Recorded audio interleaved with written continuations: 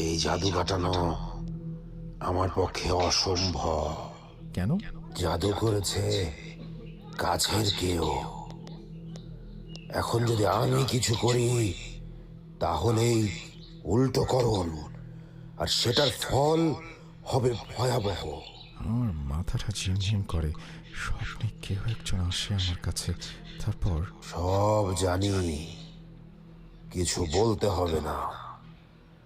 আপনাকে অকেজ করতেই এই কাজ করা হয়েছে।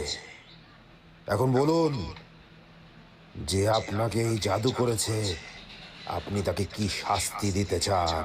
না, বেশ, তাহলে আমি যা বলি মন দিয়ে শুনুন। শুরু হলো আমার যুদ্ধ। শুধু নিজে বাঁচলে হবে না, বাঁচাতে হবে আপনজন।